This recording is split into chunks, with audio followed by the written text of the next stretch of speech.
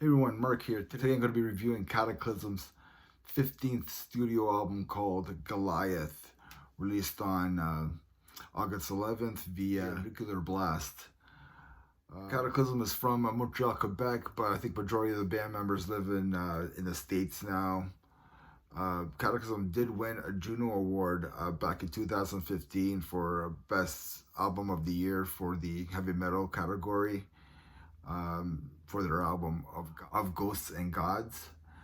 The band consists of current members Maurizio Icono, JF Dodgeny, Stefan Barb, and their new drummer James Payne, which is like his first studio album with the band.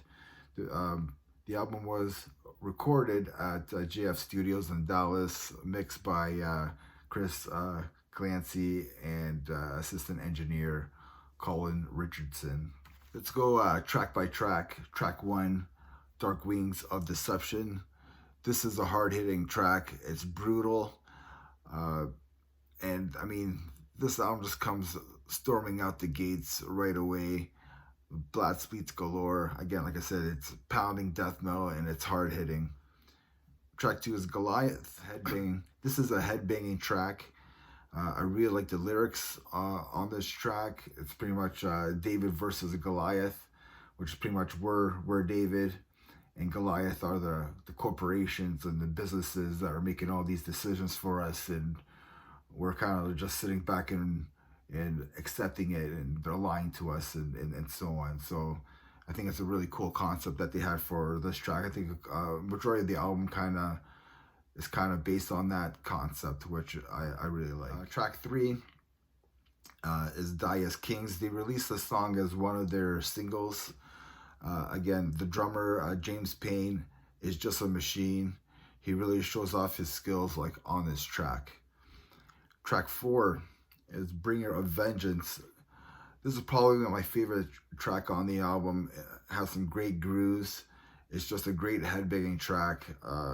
This is what Kataklysm does best, I think. It's heavy and it's catchy. It's death metal at its best, and this is what Kataklysm does. Track 5 is Combustion. I always loved JF's guitar tone.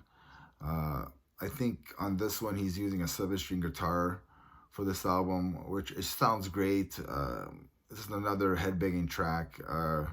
Maurizio sounds really pissed off. He sounds pissed off throughout the whole album, in my opinion. So, track 6, From the Land of the Living to the Land of the Dead.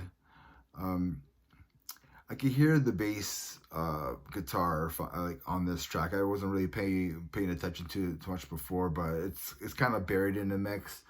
This is another good track. It didn't really catch my attention compared to the other songs. Number 7 is The Redeemer. Again, Maurizio just sounds really pissed on this album. I guess he was really inspired by the whole pandemic and everything, and I think that really shows like on this album, the lyrics that he wrote. He is one of my favorite death metal vocalists, and I mean, he just sounds great on here, like he always does. This is another banger of a track. Number 8, Heroes to Villains. Again, just more blast beats, more pissed off energy on this track. Straightforward assault. This is an awesome track. I mean, I punched a hole in the wall, and then my wife got pissed off at me. But yeah, just a headbanging track. Track 9 is called Gravestones to Coffins. I mean, this is Kataklysm. It's meat and potatoes death metal. Like, they're just telling you where to go, how pissed off they are. There's a little bit of a breather on this track where it kind of just chills out, and then it goes into this killer breakdown at the end. I don't know. I enjoyed the song. It's something a little different, but I enjoyed it.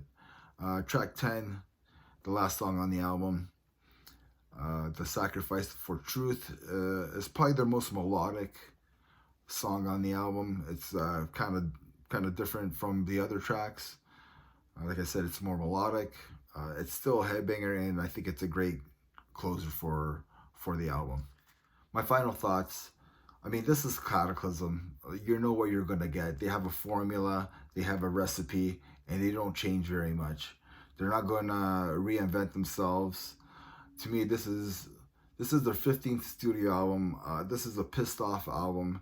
It's straightforward and it's to the point. And honestly, that's the way that I like it. That's the way I want Cataclysm, because these songs will work live, and they are a very live band. I gave this album a 7.5 out of 10. It's straightforward. I love it like that. That's me. They're a very consistent band. And again, like I said, I'm a fan of this band. I'm a fan of Maurizio's vocals, and this is what I want from Cataclysm. I think Cataclysm fans should be happy with this album in general. Death metal fans, old school death metal fans in general, should probably love this album as well. I mean, Cataclysm's still going strong, and for that reason, yeah, I give this album a 7.5 out of 10. And remember, everybody, metal never dies. Cheers.